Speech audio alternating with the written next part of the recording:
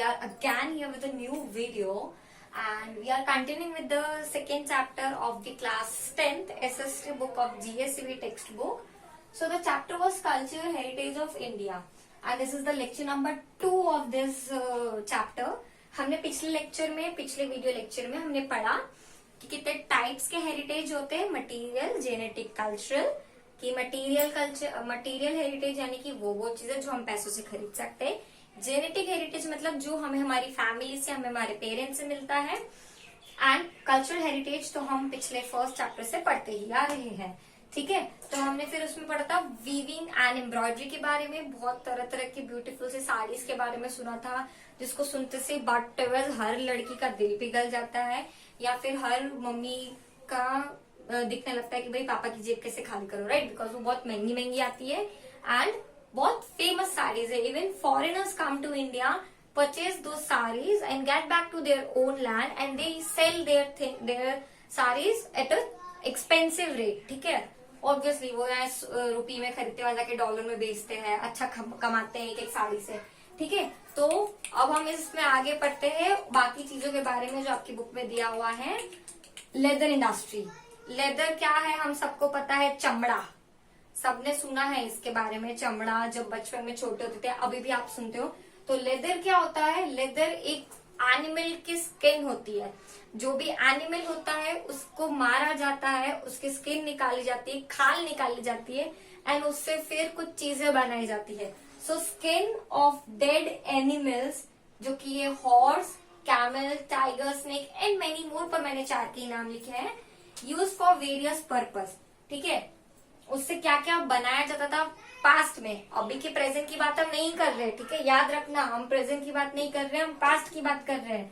Past में क्या क्या बनाया जाता था? मसाक, मसाक यानी वाटर बैग। अगर आपने कुछ पुराने पीरियोडिक फिल्म्स देखे, जैसे मोहनजोदारो हो गया, या फिर अकबर की वो कौन सी फिल्म थी, जोधा अकबर हो गई, तो ये पद्मावती हो गई, तो पुरानी फिल्में देखो तो आपने देखा होगा कि जो वॉल रहते ना, उनके पास इतना जूट का बैग होता है, इतना बड़ा पोटली पे टंगाती है, फिर इतना जूट का बैग होता है, उसमें वो पानी रखते हैं। वो एक्चुअली जूट का और एनिमल्स के स्किन का मिक्स होता है। जूट में से तो बटवेस पानी निकल जाए, पर एनिमल्स की स्किन पानी को रिटेन कर लेती है, ठीक है। तो वो मिक्सचर होता है। तो मसाक यानी वाटर बैग, कॉस, ड्रम, डिशुम डिशुम वाला drum, tabla, we everyone know, shield during war. तो ये कुछ बेसिक सी चीज थी जो पुराने टाइम में, सिविलाइजेशन टाइम पे, एंशियंट टाइम में बनाई जाती थी, लेदर की चीज, लेदर से, ठीक है। वेल नीटेड मोजड़ी, मोजड़ी मतलब जुत्ते, which every girl is fond of. जुत्ती, राजस्थानी जुत्ती, पंजाबी जुत्ती, है ना। तो जुत्ती यानी मोजड़ी राजस्थान में बनती है मेन। वेल नीटेड जुत्ती राजस्थान में बनती है। देन लेदर के शूज आते हैं, सबको पता है, सबने देखे भी है। पर्स आते हैं, बेल्ट आती है, क्लॉथ्स आते हैं। पर मैंने अभी बोला ये सब पास्ट की कहानी है। इन प्रेजेंट लेदर की कोई भी चीज ओरिजिनल नहीं आती। आप इंडिया में तो नहीं ही देखोगे, चाहे जितने लाख रुपए खर्च कर लो, करोड़ों रुपए खर्च कर लो, आपको ओरिजिनल लेदर की चीज इंडिया में नहीं मिलेगी। Because our parliament, our law committee has banned these products under the Wildlife Protection Act 1972, क्योंकि ये सारी चीजें एनिमल्स को हार्म कर रही थी, एनिमल्स की स्पीशीज को नुकसान दे रही थी, इसलिए वो सब चीजें बैन हो चुकी है। सो आपकी बुक में लेदर इंडस्ट्री के बारे में इतना ही एक्सप्लेनेशन दिया हुआ है। Moving on to the further topic, that is diamonds and beads.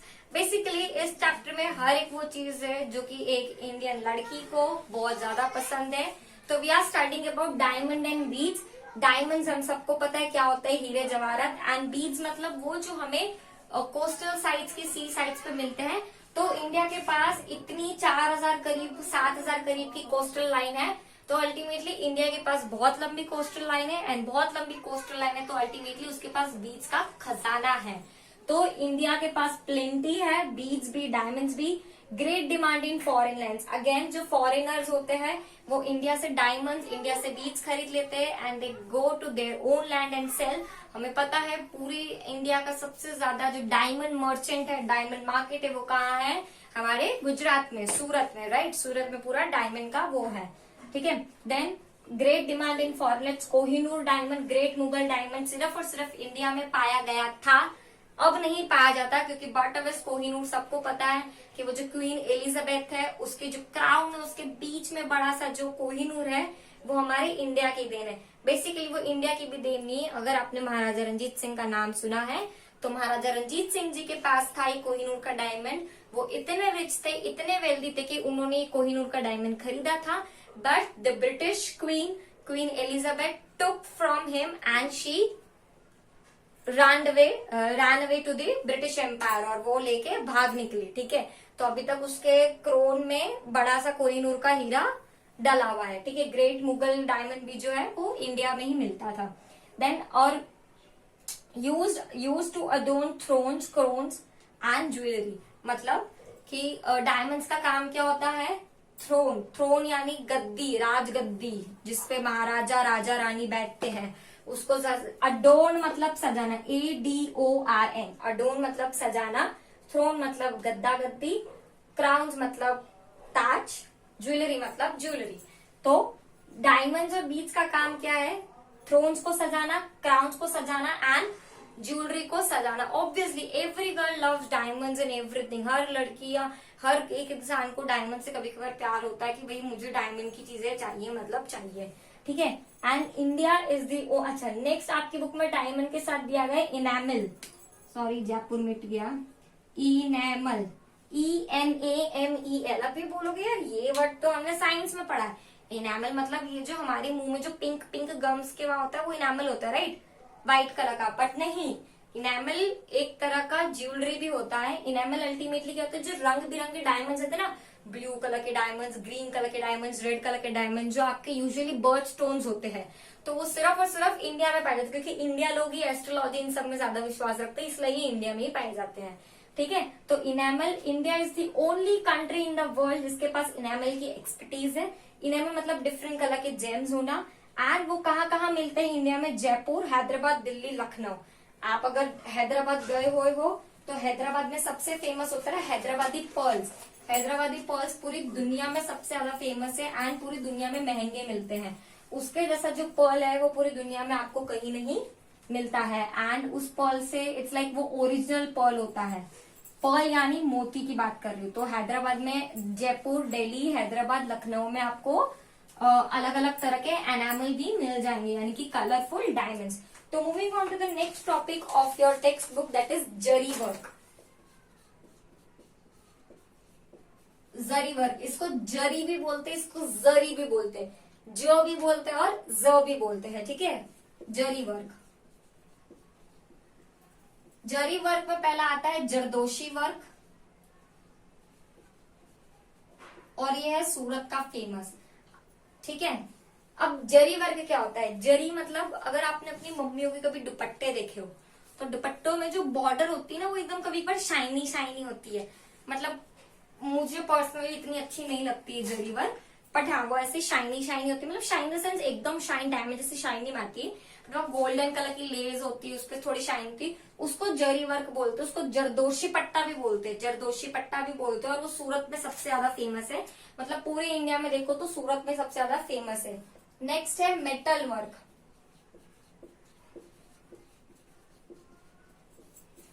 अच्छा, मेटल, मेटल मतलब धातु।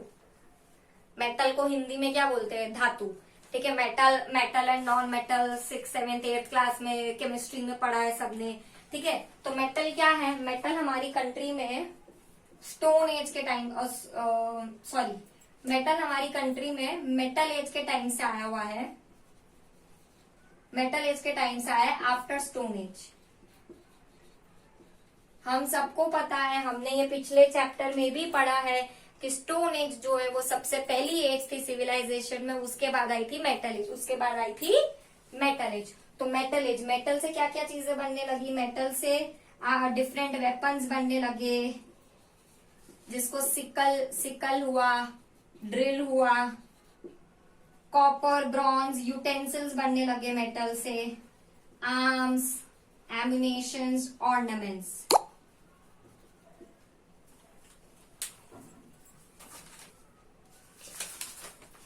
ओके, सो मेटल से कौन कौन सी चीजें बनने लगी? मेटल एज जो थी वो स्टोन एज के बाद आई। मेटल से बहुत सारे वेपन्स बनाए जाते थे पुराने टाइम में। कौन कौन से वेपन्स? सिकल, ड्रिल, मतलब ऐसे हथियार वाले वेपन्स नहीं। उन लोगों ने उस एंशियंट टाइम में, जिंगल वाला बुबू के टाइम में कौन लड़ाई करता था भाई? उस टाइम कोई लड़ाई नहीं करता था। तो वो सिकल यानी मिट्टी खरोदना, ये सब वाले वेपन्स वो बनाते थे। फिर धीरे धीरे उन्होंने बर्तन बनाने शुरू किए। मेटल के बर्तन, जैसे स्टील है। स्टील एक वो है, मुझे केमिस्ट्री का नाम याद नहीं आ रहा है कि steel is an alloy, right. Steel एक अलॉय है, किसका? क्रोमियम, इन सब का अलॉय है। तो धीरे धीरे बर्तन बनने शुरू हुए। Arms and ammunition. आर्म, मैंने सिर्फ आर्म लिखा है। आर्म मतलब मेरा ये आर्म नहीं, आर्म्स प्लस एम्यूनेशन। एम्यूनेशन मतलब गोला बारूद, जो कि हम बंदूकों में यूज करते हैं। तो आर्म्स एंड एम्यूनेशन बनने शुरू हुए। ऑर्नामेंट्स बनने शुरू हुए। ऑर्नामेंट्स बनने कैसे शुरू हुए? गोल्ड, सिल्वर, कॉपर यानी तांबा, गोल्ड यानी सोना, सिल्वर यानी चांदी। तो गोल्ड, सिल्वर, इन सबसे क्या बनना शुरू हुए? ये भी एक तरह के क्या है? मेटल्स है। हमने केमिस्ट्री में पढ़ा है कि दे आर मेटल्स। तो ये सब मेटल से फिर सोना चांदी धीरे धीरे बनना शुरू हुआ। अल्टीमेटली जब मेटल एज आई तब उन्होंने धीरे धीरे उससे वेपन्स बनाए। वेपन्स यानी कि जो उनको डे टू डे काम में, लाइफ में काम आ सके। उन्होंने फिर उससे यूटेंसिल्स बनाए, बर्तन बनाए ताकि उनके स्टोरेज हो सके। फिर उन्होंने धीरे धीरे उससे आर्म्स एंड एम्यूनेशन बनाए कि अगर कोई लोग आके हम पे हमला करे तो हम अपने आप को बचा सके।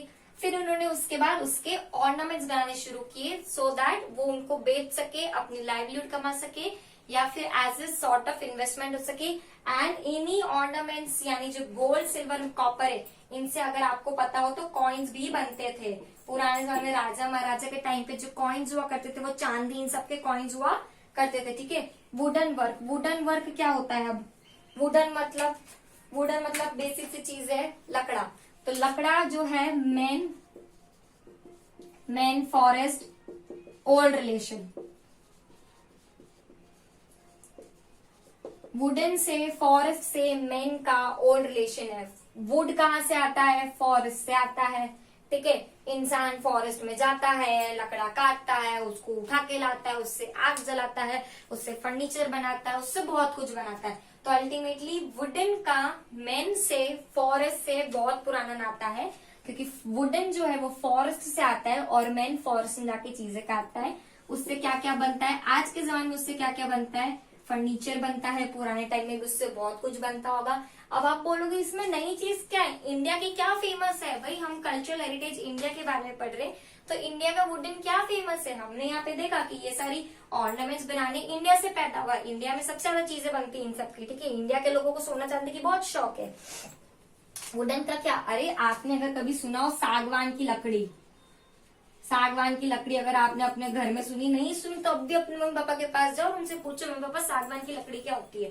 तो ये जो अलग अलग तरह की वुड्स भी अलग अलग तरीके आते हैं। तो जो अलग अलग तरीके कहते हैं, सागवान की लकड़ी आपके इंडिया में ही अवेलेबल होती है, इंडिया के बाहर कहीं पर भी अवेलेबल नहीं होती है। फिर आपकी बुक में नेक्स्ट टॉपिक दिया गया है इनले वर्क। इनले वर्क यानी again it is related to clay and all. और यहाँ पे जो सबसे फेमस है जगह वो आपकी है Bikaner, Rajasthan. Inlay work is related to clay and everything and it is famous in Bikaner part of Rajasthan state of India.